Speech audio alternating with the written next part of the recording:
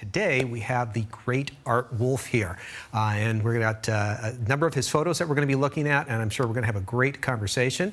And then on top of that, we're going to be looking at some of your photos, both Art and I, and we'll be commenting and making suggestions about how you could improve or what we like or what we don't like about your photos. All right, for this week, our first question is, I use a Canon 6D, but my lens is Sigma. What are the pros and cons to using a different brand?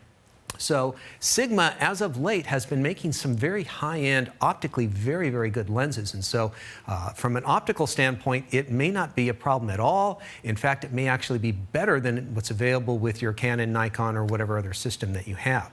Typically, when Canon or Nikon or any other manufacturer make a camera and make a lens, they're designed to work together, and you have warranties that make sure that they're going to work. When you buy another brand, they're often reverse engineering how the focusing and aperture connect up with the camera. And it's possible, and Sigma in the past was a little bit guilty of having lenses that were not compatible even though they were supposed to be. And they would have to be fixed by Sigma, and you'd have to send it in, and they would fix it for free, but it was kind of an inconvenience because you go out, you buy a new camera, and your old Sigma lens didn't work on it. They seem to have addressed that for the most part for the last several years. And a number of their art lenses or their sport lenses, as of the last 3 or 4 years, are going to beat the optical quality of many of the Canons and Nikons out there. They may or may not be as fast a focusing. And so most photographers who are pretty serious are going to buy the name brand lens of their camera manufacturer. But there's a number of us, myself included, that do own some of those Sigmas because they are becoming quite good. There's also Tamron and Tokina, and they can make some very good alternate choices that are sometimes a little bit less money and virtually the same in quality. Do you have a good tip for culling down photos from a travel trip? This comes from Heather Kubro. The way that I work when I'm traveling is that when I'm traveling, I want to get the best photos possible, and I don't want to spend a lot of time working on my computer when I'm on location. But I do want to try to note down anything that was really important that happened, that I knew one shot was a better shot or not. And so I try to get through every day's photo just in a real quick scan and mark off some images that I know are garbage and mark off a few that are really good. And sometimes I'll just give myself 10 minutes before bed to look through all the photos, mark down 5 or 6 that I know are pretty good, give them 2 stars, give everything else 1 star. When I come back home, days, weeks later, when I'm comfortable and I'm sitting in my office and then I have a chance to look at the images on the big screen, then I'll do a more thorough culling of them. But I think doing 2 culls, one right away and then one later on with a little bit of time to separate you from the emotions of shooting something, because right then you might be thinking it's the greatest thing in the world, and 2 weeks later you might be thinking it's not quite ready for prime time yet. Next question. What is your opinion on Magic Lantern? This is Robert Stanton. All right, I'll be honest with you. I don't know a lot about Magic Lantern. I don't use it myself, but it is for those of you who don't know anything about it, this is a software hack to get into mostly your Canon, a lot of your Canon 5D Mark IIs and 5D Mark IIIs. Magic Lantern made their own software or firmware that you load onto the camera that improves the camera's performance when shooting video and gives you new options that the original manufacturer, Canon in this case, did not give you. If you are very serious about shooting video, I would look very closely at it. I've heard good things about it. It's interesting that they're able to get actually more out of the Canon camera than Canon is offering you. And they might be pushing some things, and so it potentially could cause some problems, but I have not heard of it. And so if you shoot a lot of video, it might be a good option to look into a little more closely. What are the pros and cons of an ultra-wide lens versus a wide-angle lens stitched versus normal lens stitched? Okay, this is from David Hodgkins, and it sounds like he's doing panorama stitching. And when you use an ultra-wide lens, like a 12 or a 16 millimeter lens, I don't like to use the word distortion, it's a little bit misleading, but there is a stretching effect when you use a wide-angle lens. And when you try to take 2 wide-angle lenses and stretch them together, it's not the best way to do this. It's going to be better if you can use the longest lens possible. And so most panorama stitching is going to be really easily done and easily stitched together when you're shooting around 50 to 100 millimeters. And so that makes sense if you can do it. There are some environments that you just have to use a 24 millimeter lens. And so it's preferred to kind of get back a little bit, use a little bit narrower angle of view, and then stitch those together because of that stretching effect on a wide angle lens. Could you please give us your advised settings shooting flat monochromatic drawings? Okay, they're using a Nikon D800. So if you're going to photograph a painting or any sort of flat artwork, there's two things to think about. One is exposure, and two is focusing. Now, first off, you should probably be on a tripod. You should have your drawing or painting or whatever it is either hanging on the wall or on an easel. You could put it on the ground and shoot straight down, but it's a little bit easier if you don't have to put the camera right on top of it. There could be some problems in that case. And so I would lean it up against a wall and use a tripod. You would focus on it, and it should be perpendicular to the sensor plane or the film plane in your camera. So make sure that your camera or the painting is not tilted, that you're shooting it straight on. At that point, you don't need any depth of field, so you can use a middle aperture setting. Depends a little bit on what lens you have, but for a lot of people, that's going to be around f8 or so. You don't need f22 because you don't need the depth of field, and your lenses are not as sharp, wide open at 2.8 or 1.4 or whatever they happen to be. So aperture at f8. The exposure can be whatever it needs to be for the given light, and so lighting is going to be the next key, and you probably don't want to shoot this under any sort of bright or harsh light. And so window light on a cloudy day would be a great way to shoot this. You want to try to illuminate it evenly. The professionals, if you had the option, you'd be in a studio with 2 or 4 lights on each side, evenly illuminating it. But if you don't have that option, I would go next to a large window that's letting in a lot of even light to it and try not to cast any shadows on it. And so that's how I would do it. I have a Nikon D750 and need to upgrade my Apple MacBook Pro, which is the best Apple computer, laptop or desktop for photography. So if you travel around a lot, it's obviously very nice to have a laptop so that you can take it with you. They have little card slots, at least most of them do these days, so that you can download straight into your computer, and it's very, very convenient. But when you're looking at images, you usually want to see them on the biggest screen possible. And so most serious photographers are going to have a desktop computer. Now you could always take a laptop and hook in a monitor. And so you could just have a monitor at home, plug in your laptop to it, and your images will look great, and you'll be able to judge sharpness and composition a little bit more easily on the largest monitor. To be honest with you, pretty much all the Apple products are going to be fine for working with photos. I do like ones that have a lot of connections as far as USB, Thunderbolt, Thunderbolt, any of the other connections. It's nice having that card slot. I know Apple introduced a new model, and I forget the names because they're going crazy with the names, but they took out the card slot and a lot of the USB slots. And a lot of photographers have not jumped on that bandwagon yet because you have to buy these dongles so that you can plug everything in. And so convenience is a big part of the issue, at least for me. But I think quality-wise, screen-wise, they're making some very good products. I was wondering if you know of a store that actually rents out cameras. I have a D500 in my mind, but since I'm not used to shooting manual, I'm a little scared to purchase and regret it. So that's understandable. When you make a big purchase, you want to be happy with the camera. I talk a lot about purchasing cameras, and it's not about finding the best camera. It's about finding the camera that's right for you. And rentals is a great way to do this. And there's a number of places. And you can, of course, do a Google search. You'll probably end up at a place called Lens Rentals or Borrow Lenses. And despite the names, they rent cameras as well. And so they can actually ship them out, mail them to your house. You can keep them for a few days or a week or as long as you want. And it does cost a chunk of change. Now, I'm not a big fan of renting if you know what you want and you just want to buy something, because you could buy something brand new and use it for 2 weeks, turn around and sell it, and it would be less expense than renting it for those 2 weeks if you have the money to spend on that particular product. But for testing out 2 cameras or lenses side by side, it's a great way to do it. And it's kind of nice because, you know, in the world of photography, there's some really expensive, cool gear that you can use. And rather than going out and dropping 10 grand on a 500 millimeter lens to shoot eagles, that one weekend that eagles are in your neck of the woods, you rent the 500, you go out, it's like driving a Lamborghini for a weekend, and then you return it. And so I think it's a great experience and a great way for people to try out new gear. And so a little Google research, read some reviews, and you will find a good place. There are a number of stores.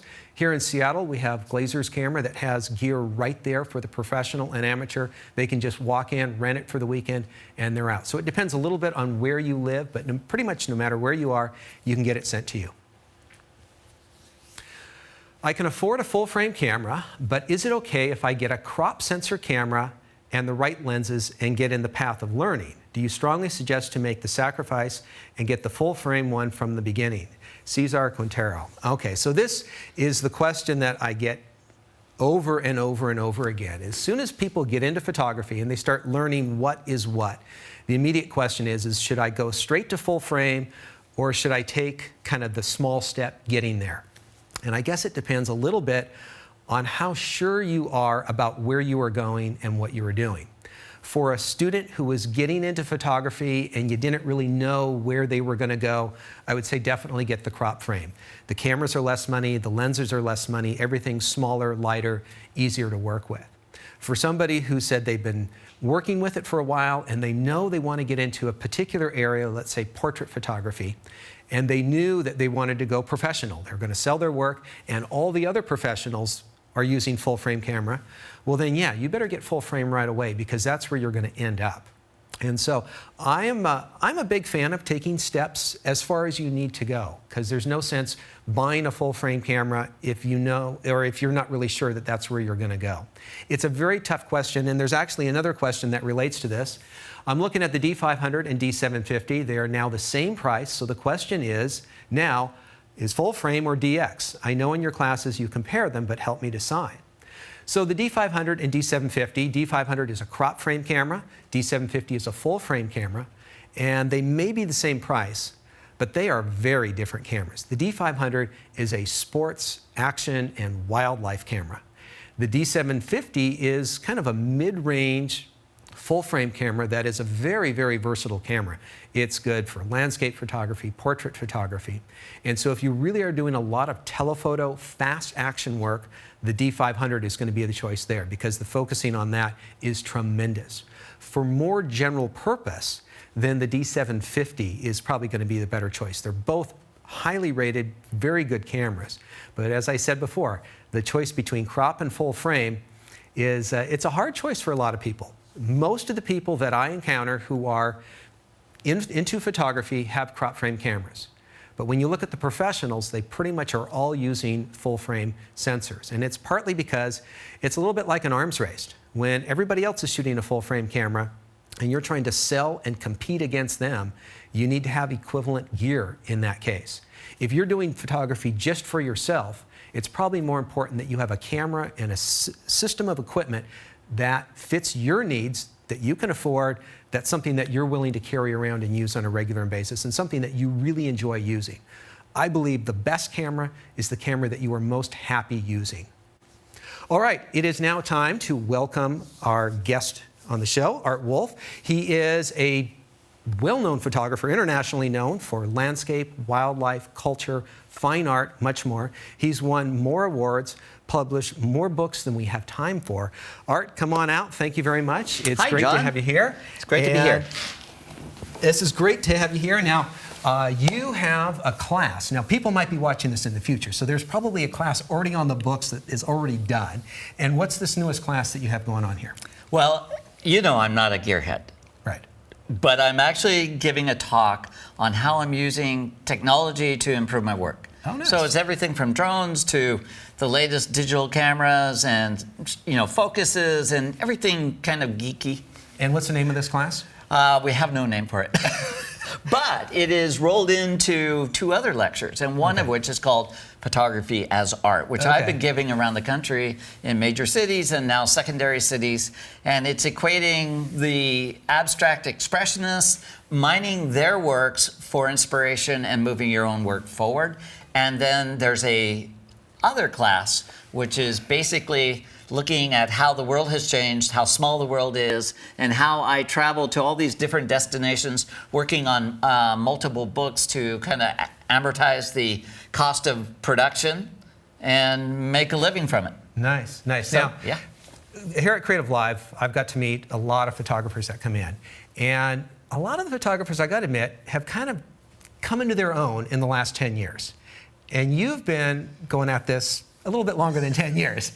And, you know, some people don't know it. In one of your classes, I know you do a great visual storytelling from when you were a child and how you got into it. And so I don't want to tread on that exact same ground here, but there's a great story that goes into how you got into it. But for those who haven't seen it, take us back to when you first started to pay the bills in photography. What were you doing and how were you making money? So I was in college, and actually, going way back, I was painting pictures for my junior high teachers. They would bring me little black and white photos of the farmhouses that they grew up in the Midwest before they immigrated to the coast. And I would take those little black and white photographs and render them into a watercolor painting. I'd mat them, I'd frame them. This is at the age around 13. And I would sell it to the teachers. And of course, they would buy it for like $30. And so beyond the money, it was such a great confidence boosting thing that you could actually make money from something you were creating. An unconventional job. It was, and my father was independent businessman, small potatoes, but I grew up in that family where I saw that he ran his own business. And so it was a natural evolution for me to get out of college, and I spent one critical year for me as a substitute art teacher, which meant that I never taught art. You know, it was chemistry, it was physics, it was orchestra, and everything I was not qualified to teach. But it, oddly enough, gave me the confidence to actually get in front of a group of people and actually carry on a conversation. Because prior to that, I was really like the average person, in the sense that the biggest fear for most people is actually speaking in front of an audience. So I got through that psychological barrier being that 1 year art teacher. Yeah, building your skills there. Yeah. But when you first started to shoot photos and make money from it, what were you doing? Well, and in fact, I go over it a little bit in my first lecture. My father gave me one of his old speed graphics that he used off an aircraft carrier in the South Pacific, and I used to take those big box cameras, the ones that you have to look at an image upside down, pull black cloth over, use a little loop to focus. I mean, it was the Ansel Adams model, and I was up on the North Cascades, or Mount Rainier, taking black and white photos, and it coincided with the first year that North Face climbing shops opened in Seattle, and they wanted that work, and so I got those photos on their walls, which then gave me the thought to go to REI and Eddie Bauer and half a dozen other climbing related shops and get work up there, and I started selling photos off the walls. And so I remember going to the old REI, the crickety floors, and they have kind of like the two sections, and there was this ramp here, and I always remember there's these beautiful photos of owls and wild animals, and here's Art with these this tripod that was really weird because I didn't know I wasn't into photography, but the legs were really big, and I think they were just... The first trip I went to Africa was to climb Mount Kilimanjaro. This was in November 1980, and I can remember the secondary part of that trip was to go out in the Serengeti, and I have some of the photos from back then, and the tripods were like 40 pounds. I mean, they were all metal and big and cumbersome, and my God, we live at a great time now with lighter weight everything. Yeah. So you've been in the business for a long time, and I've seen that it's hard enough for many people just to kind of pick up photography and get good at it. It's another level to develop a successful business, and it's another level on top of that to keep one going for multiple decades. You've seen a lot of changes and revolutions in photography and society. What are some of the biggest revolutions, and how have you rolled with the punches? What sort of changes have you made with the changing society and dynamics? Yeah, I think that for a lot of my colleagues, they would look back at the year 2008. I think not so much a change in technology, but a change in economy. It was a year that was famous for the fact that Time magazine bought 5 of their covers for $1 a piece using microstock, and it almost devastated the entire photo industry, because historically in the last 30 years we would find an agency that would represent our work. They would do the sales. We didn't have to get involved in the business end of it as long as we supplied the photos. But in 2008, of course, the world economy crashed, but at the same time microstock became much more known about, and the value of individual photos just plummeted.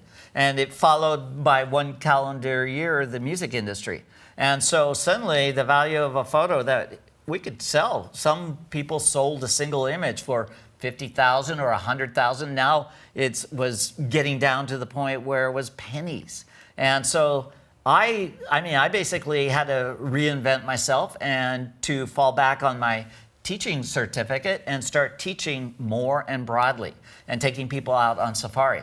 But at the same time, I didn't completely let go of my love of books. And so I just had to create a different model of working on multiple books at one time so I could afford to do books. Because honestly, in today's world, a book publisher could never cover the cost of one trip on an international level, let alone all the ones that would be necessary if you did a really broad-reaching book. And so that's what I've been doing, is balancing teaching one-day seminars around the country, taking people on safari, doing books, a little bit of TV, and selling raspberries on Sunday afternoons. So for the aspiring landscape photographer, just taking beautiful landscapes and submitting them to a stock agency is probably not going to get them too far. It isn't, and I often, because so many people populate my classes that are successful women and men in business, but they always say the same thing, and I'm sure you get this, is like, I just want to justify the buying of my lens. And I say back to them, why do you need to make money from your work? If you've got money, you've got a successful life, use photography for heart and soul, for passion and happiness, because the minute you try to make money from it, it becomes more serious and a lot of stress. And so I think people should, I'm not just saying it because I want a bigger audience. I'm saying it because I think that creative people that are driven by passion live longer, happier lives. It's unequivocal. I'm very much in the same mindset. I think photography is a great activity. It's a great mindset. It's a great way to get you outside. It keeps you thinking about things differently. And so I got one question that I ask everybody in my interviews. Okay. And that is, what % of your working time is spent actually photographing? You know, I wouldn't know. I really don't know. I mean, can you estimate it 50%, 5%? 25% of working time, you got to think about all the time that you're working in the office? You know, I would say 5 to 10%. Okay. You know, if it's an international trip. I just came back from 4 weeks in Iceland, Finland, Norway, Germany, and the amount of time during those trips that I was actually taking pictures, realistically 5%. Okay, you're right in the ballpark with everyone else. And I guess the point that I'm trying to make is, if you want to be a photographer, take Saturday, go out and shoot, and you're going to be shooting more than the professionals. Probably. Percentage-wise. But you know what's really interesting about that as an adjunct? You know, when I'm traveling, international travel is not a picnic. You know, you're cramped into an airplane and there's all these hula hoops you have to jump through going through airports. The minute I start working, it's like plugging in electrical current. It gives me energy. I'm virtually working, but that kind of work feeds the soul and the heart. And I don't want to sound like an evangelist, but it's true. If you look at any of the painters that I studied and have brought into my lectures, all of them, unless they were like Jackson Pollock that ended his life pretty quick, most of those painters really lived long lives. In the Impressionist period, Claude Monet lived into his 90s when the average person lived to 48. And so what does that say about longevity? And all those Impressionist painters lived well into their 80s and early 90s. And so I think the creative process, and we're talking about photography, but it could be writing, it could be cooking, it could be dance, it could be any of those things. Whatever gets you out of bed and really feeds the soul, pursue at all cost. So you do a bunch of different things. You do public talks, you lead your own classes, you have workshops. What type of morning do you wake up the most excited for as far as what's going to happen that day? You're like, oh, great, this is something I'm doing. Is it like a studio shot you're set up or you're on location? I've got a kind of a subgroup of photos that you're aware of called the human canvas. And I love doing those shoots simply because it's all in the studio. It's very different than the rest of my life.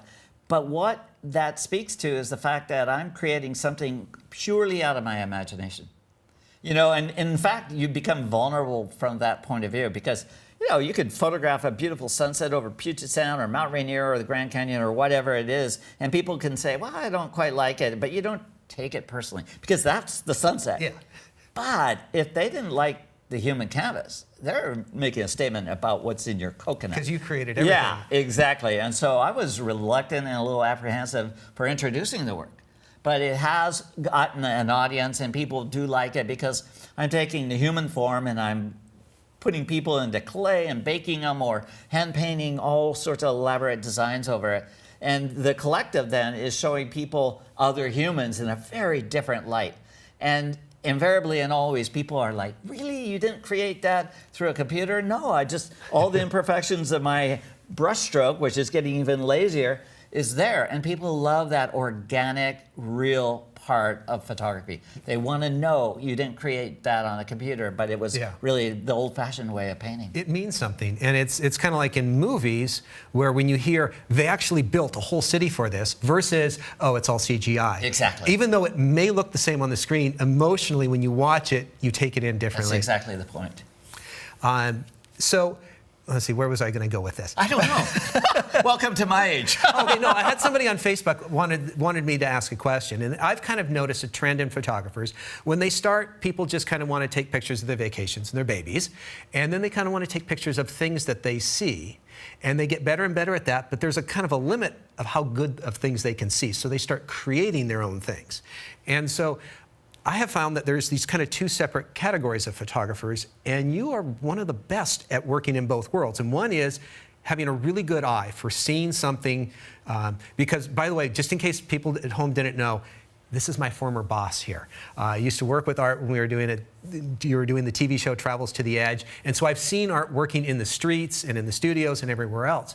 And you've got a fantastic eye. I know there was times where we were in the van, you would stop the van and you'd get out with your camera and I'm like, what is this? Because I don't see it. I don't see it every once in a while.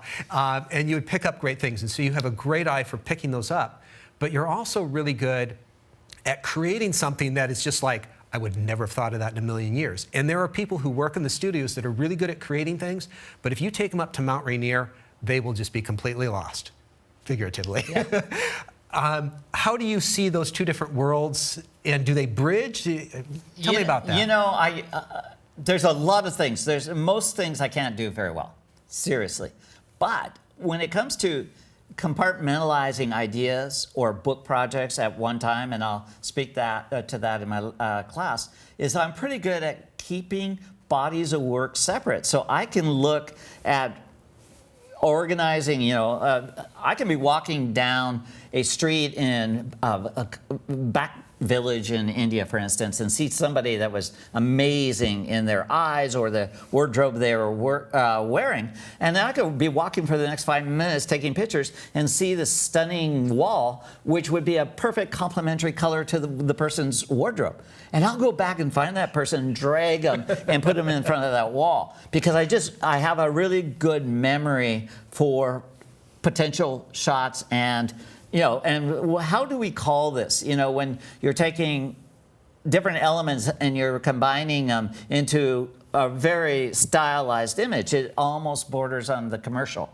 Well, in fact, it does. And so I like shooting candid shots, but I also love, and this comes from my background as a painter and art. I graduated from the University of Washington with degrees in art and art education, but the art classes were 5 years of, graphic design and painting and sculpture and all those kind of things. So I have that all ready to pull out of my memory when I see something that I could pull this and that and create something. And I have no apologies for that. It's just a different genre. Well, you haven't labeled yourself as a photojournalist that's documenting life as it stands today in a particular location. No, in fact, I really want to play on the word that I am an artist and that I have always seen myself as an artist. I never was a documentarian, to the purest sense, never was a biologist. So I don't get caught up in labels like that. I was under the guise of being an artist. You can open up the field. And so, I shoot a lot of candid shots. I shoot a lot of natural history. Early on, I was a wildlife photographer. That's all people knew of my work. But in my brain, I was a much broader interest. And as I've aged, and as a perfect parallel to a lot of the artists I studied, all of them, as they got older, became much more abstract and broader in their work. And so I'm just following suit. Yeah. Yeah, I think that's a good message for everybody at home, is you may just want to put yourself in one category, but I think having a good range, it's kind of like a singer who can sing a lot of different notes. If you're a photographer that can deal with a lot of different situations, it's just going to open you up. Well, in fact, I bring that up in my lecture where, you know, the last part is called Photography as Art. And I take people, you've been to Havana a couple of times, in the back alleys of Havana or Chinatown in Bangkok or wherever it may be. And we're navigating the dregs of society, the abandoned buildings, the abandoned cars, and we're finding amazing art within. And it's a great metaphor to find birth and renewal in what people have left on the street is a great metaphor. And it's very uplifting, because I know, like, I've seen some photographs of yours that look, you know, like beautiful abstract paintings. You're like, oh, it's a rusted out car. And it's like, if you have the mindset of, hey, there's art potentially anywhere, and there's something beautiful and I can take a photograph of it, I mean, you don't hear about photographers like yourself falling asleep while they're out shooting, you know? Well, you know, you're engaged. And it is really cool to offer that to people, because not everybody can be flying around the world with a project like this. But they can walk down their own street, and if their mind and their eye is open, they can fill their whole afternoon within a block of where they live. Yeah. They just have to have that opening in their brain, and we try to open that. This was taken by Art Wolfe. Do you remember taking that photo? I do. We were eating a lot of sand that day. It was out there in the desert north of Timbuktu, of all places, that's right. Mali. The sand was blowing so firmly right on that first 12 inches of the ground. So we were emptying sand in Seattle from our boots 3 weeks later. But it was like Lawrence of Arabia with a camera, and that's what I was thinking when I saw you. And so for those of you watching, the funny backstory is that I'm shooting a picture. This is a picture of me by Art Wolfe. I'm shooting a picture of art that Art has used on his web pages in promoting his classes. And so let me just tell you a little bit of backstory for the kind of significance for me. When I was in college and I was getting my degree in photography, I had my wall of inspiration, you might say. I put posters up of Nikon lenses. And I had this photo from National Geographic that had two photographers with these really long lenses sitting on a sand dune with sand blowing over them. And I thought, I would love to be able to do that. Cool. Yeah, that would be really cool. And so, Art, thank you very much for providing this photo for this class. Just wanted to thank you in public in front of everyone. I want to get to your photos real quickly, but there's one question I want to just touch on, because we worked on the TV show Travels to the Edge, your Travels to the Edge. You have a couple of kind of new episodes with Tales by Light, is that right? It's Tales by Light, and it was filmed by an Australian-based film company, and we went to New Guinea, we went to Africa, we went to Alaska, and Seattle, and we had a great time. And they're really good. I watched them on Netflix. Netflix original series. It was produced and funded by National Geographic Australia and Canon Australia. But it was a great group of people to work with, as was our crew, Travels to the Edge, which, by the way, you may not know, still is broadcast in 70 countries around the world, and in 80% of the market that it was first introduced well over 11 years ago. Every once in a while, I have somebody who says they saw me on the behind-the-scenes special. You know, in the age of TV, you never die. You always look good from back then. Well, exactly. And I actually remember you on TV back in the 90s doing a safari special with special guests. Well, you know, it's really interesting that you brought that up, because I was on a plane recently and I got this thing in my mind. My God, if I look back at the TV productions I've been involved in, they're just going to disappear in the ether. So I had my staff round up everything that I've ever been on, and we've now transferred it to a digital file. And I'm going to produce a speaker series on the life. The life that I've lived is fairly interesting. Yeah. And so, I had this show called Safari, where I took John Denver up to Alaska, and we were sneaking up on bears. I took Robert Duvall to South Africa, and we were sneaking up on rhinos. Peter Strauss with orcas, and the litany goes on. And so that's funny. I looked right out of the Village People. Big old mustache, long hair, you know, the whole 9 yards. I looked like the Village People. And so, yeah, so where I wanted to go with that is that we've seen this convergence of photo and video. And there's been a number of photographers that have just like picked up video and they're like, okay, I'm going to become a filmmaker. And you've used film to kind of promote what you do and talk about what you do, but I don't know that you shoot that much video. Could you talk for a moment about photo versus video for you? Yeah, I mean, I still think there's a huge amount of work I could do on capturing a single salient, emotionally impactful image. I don't feel like I can let go of that and start a whole new career shooting video, which the collective of motion, it can be very inspiring. Yeah. I mean, in fact, it's mesmerizing. Even just watching a dewdrop, fall off a leaf, I'm totally in the moment watching that.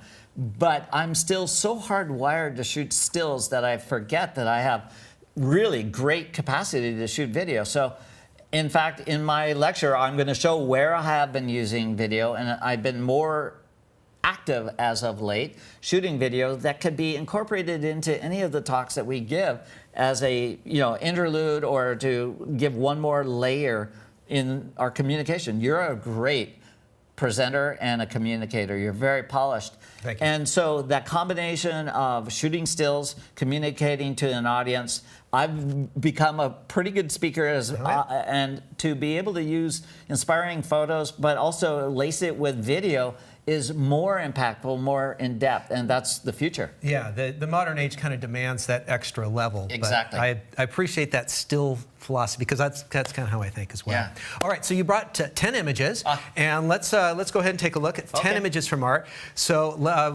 let's take a look at the first one now. Where was this shot at? Oh my God, I'll never forget this. Because it looks a little like Yellowstone. You got steam vents or something there. Yeah, this was shot at 16,000 feet. Oh my gosh.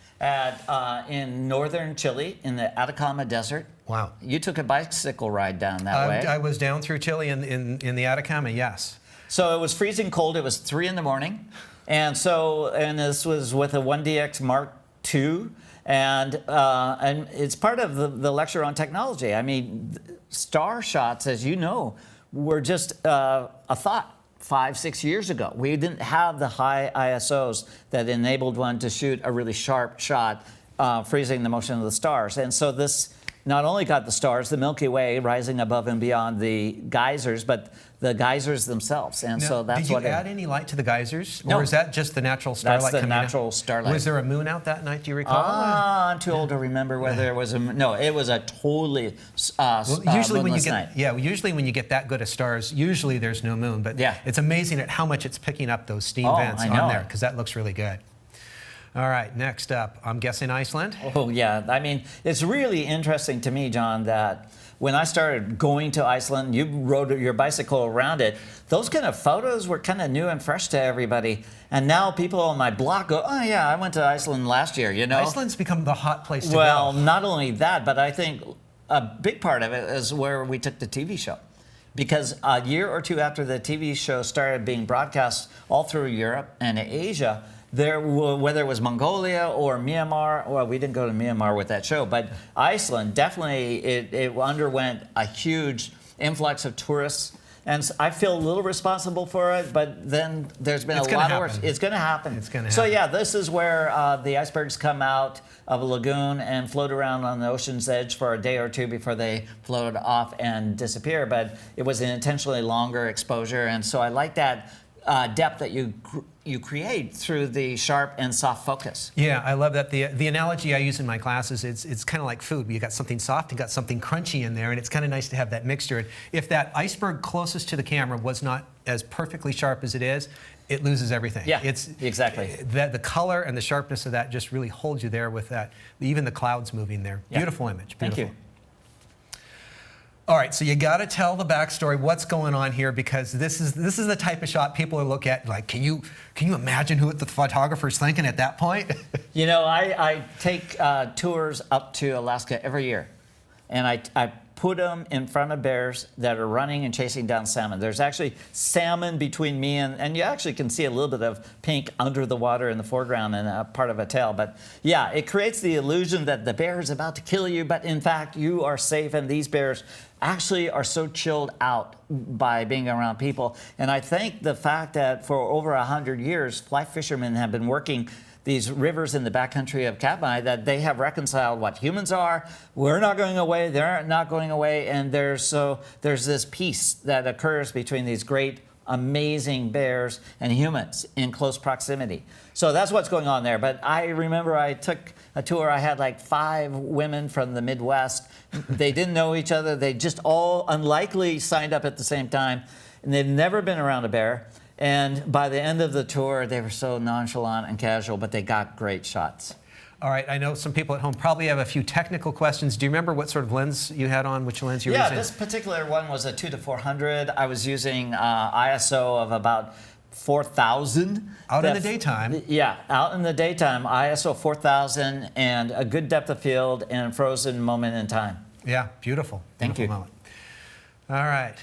This was shot last year on the shores of Lake Natron on the border of Tanzania and Kenya. I love the color. I mean, it's so unlikely occurring that pink the in palette nature. of pink and blue with the blue background is perfect. And, Yeah. you know, Planet Earth 2 is coming out, and they have a video shot that's very similar that has a group of these, but it makes a beautiful still. And then these are big birds. I mean, they would be around 4 feet to 5 feet tall. And the males are substantially larger than the females, as you can see in this shot. But it was just that beautiful pink and blue pastel colors that really, and just perfect light. And I know most people who are there, who would be, if they were there, they would just go down to the water and take a shot. But it looks like you got a little bit low to the water. Yeah, I was laying on my belly in the mud. And the guano to get the shot. I knew I could go back and take a shower and wash my clothes, but it was well worth it to get slightly lower. Yeah, because you got their beaks above that horizon line in the background. And they really stand out with the clean You background. are such a good studier. And I just want people to know how much work you go through on these sorts of shots, because they seem real easy in some cases. Speaking of which, this one took 8 years to get, because it was 8 years from the time I realized I wanted to go to the Congo before it was safe enough to go there. And once the insurgency that was existing in the eastern Congo died down and they signed some treaties, I went and drove from Rwanda into the Congo. And then I had prearranged a helicopter pilot to come in from Nairobi, Kenya. He flew across Kenya, across Rwanda, landed right where he had to land, picked myself up and another friend of mine, flew us up to the crater rim, dropped us off. We overnighted on the crater rim and photographed the world's largest crater lake. And I think it epitomizes the doggedness that one has to have. If you see a photo that you want, you will figure out how to get the shot. Whether it's economically feasible or not, you want it. Once you got it in your brain, you do it. Well, I have a little thing in my class where I ask, how serious are you about photography? Level 1 is rolling down the window of the car, you know, okay? And level 10 is flying all the way around the world to get a single shot. And exactly. So we know that you're at a level 10. All right, this looks like California. I think I know where this is at. Yeah, this is right west of Monterey on the coast.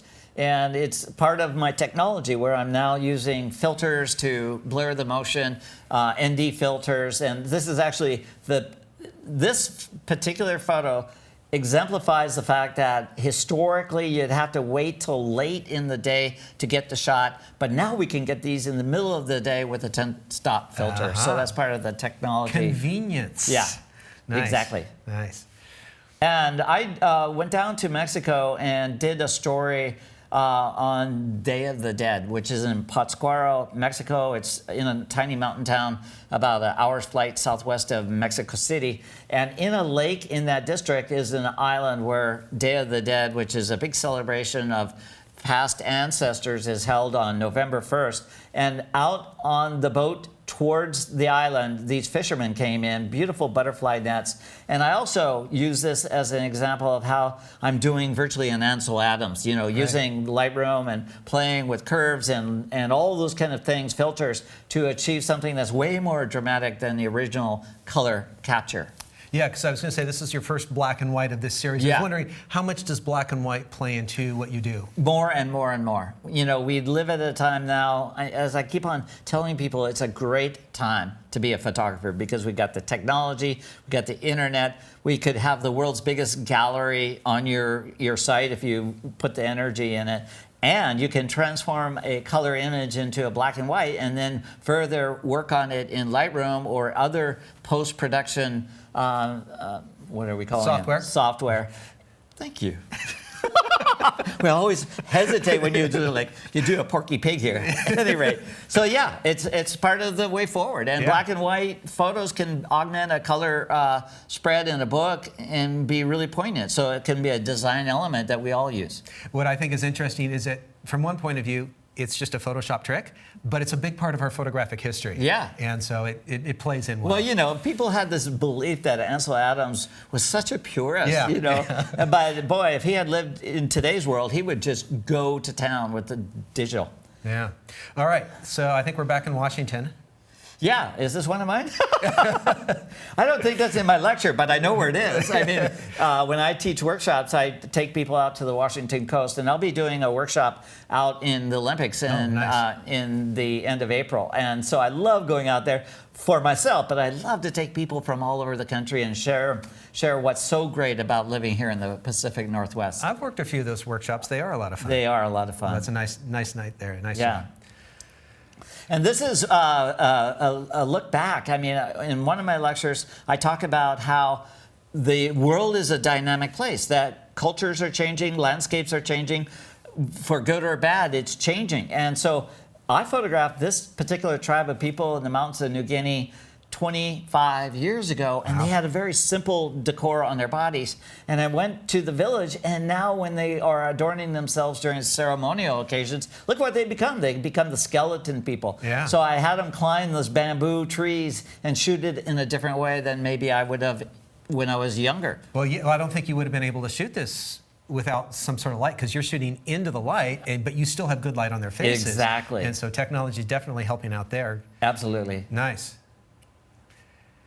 And before you even say anything, I looked at this and I just like, oh, because one of the things that I love is a beautiful color gradation, and that blue and orange almost feels like the blue and orange slider that you play with in Lightroom. But very nice moment here. Oh my God! You know, just moments before, the mountain was completely obscured by the clouds.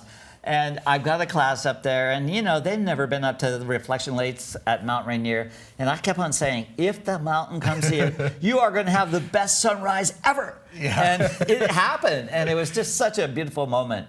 And you know, 10 times out of 11, you're up there, and it's just kind of flat, or the wind picks up. But on that particular morning, and it was about 2 years ago, it was like, you guys, this is perfect. Shoot this. Shoot it. And I was just yelling out all the things I was doing with the camera so that they would replicate it. But yeah, it was a great morning. And again, it's my beloved Mount Rainier. You grow up in Seattle. It's our mountain, is it not? And you have been there to shoot, I'm sure, 100 times.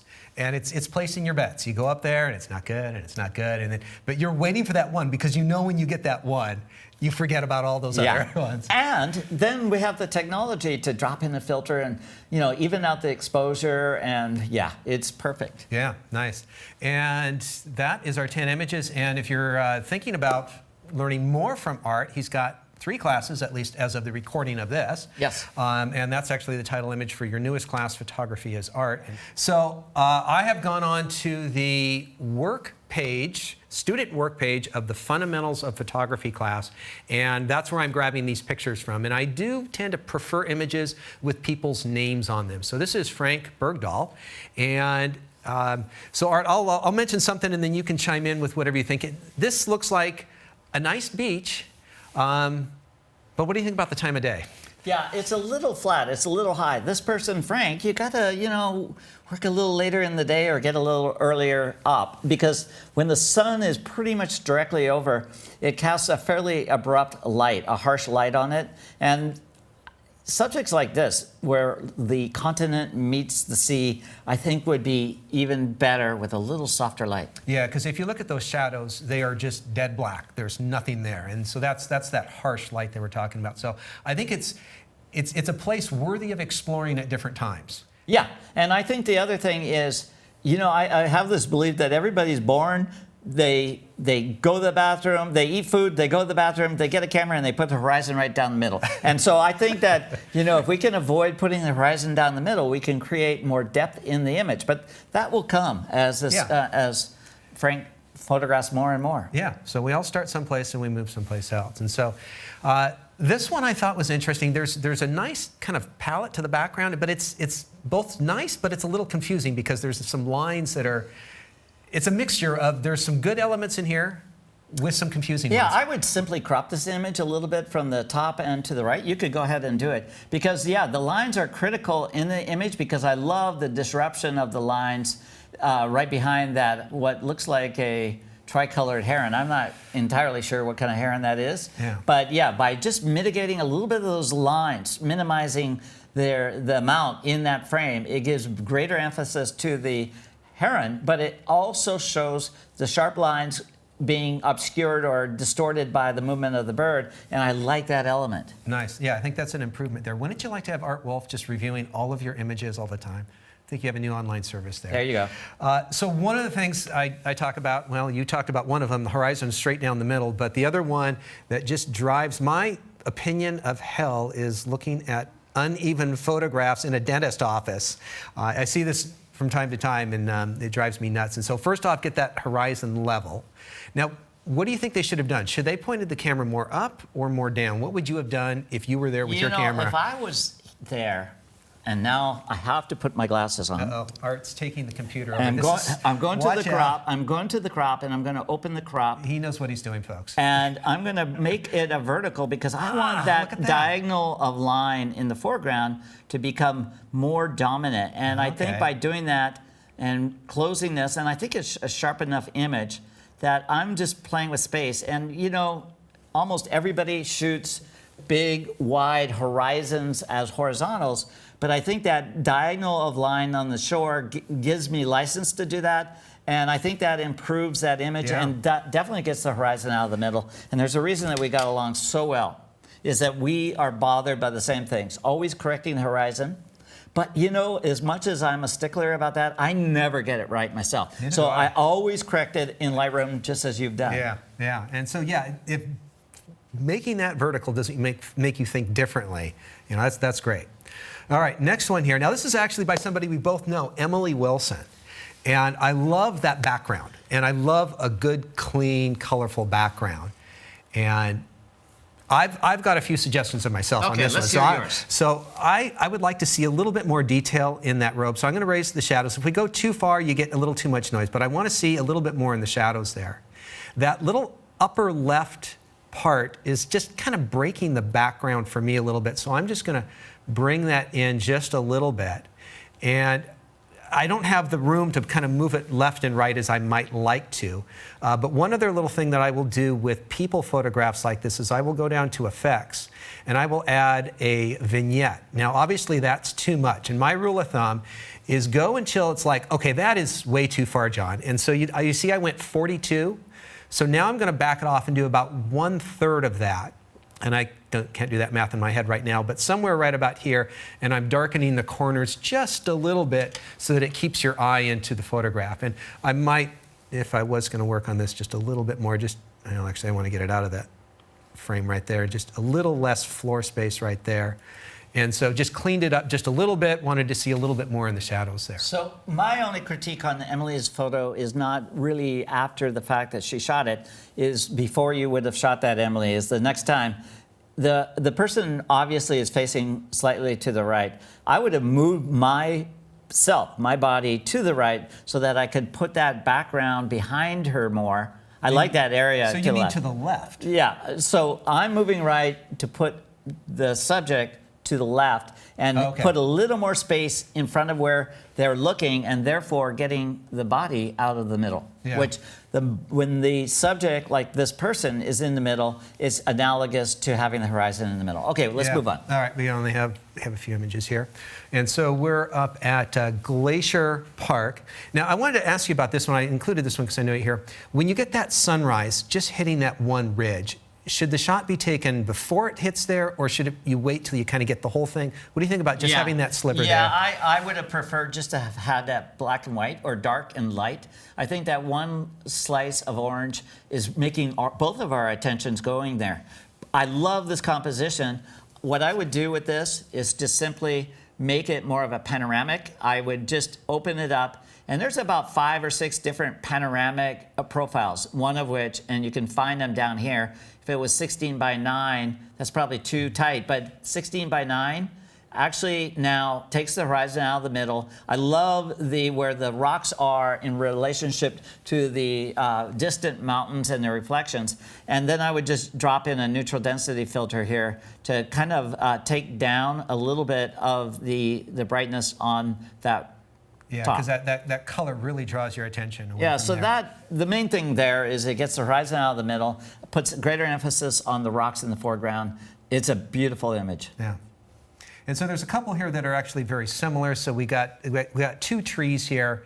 And what do you think about the kind of overexposed sun? That's kind of hard to deal with, isn't it? That is, you know, we have them in our own images. It's a beautiful shot, but yeah, maybe I would have moved left and had the trunk of the tree kind of obscure the brightest part of the sun. And maybe they've done that, but there's still, you know, with clouds, the brightness of the sun is kind of spread out into a larger area, and that may be part of the issue. But it's still a very nice shot. So getting potentially, I think, maybe a little closer to the tree, get that tree bigger, and then the clouds on the top. I don't like the way that one on the kind of the top left is getting clipped. Yep. And so maybe include that. And so let's see, what did I just lose? Right there. So we want to get to the next image, which is kind of a similar image, but they backed off. Now, were they more or less successful here? You know what? Are these worked on images, do you know?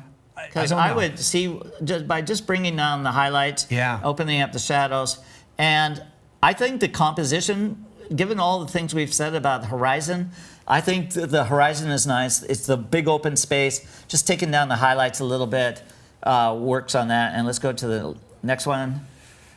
Oh, that's a really nice shot of the eagle. And these are a challenge to get sharp. And so at first, when you get your first sharp photograph, you're just happy with it. So if that beats the first 10 years of my eagle shooting. Right there. Thanks a lot, and we'll see you next time around on the show.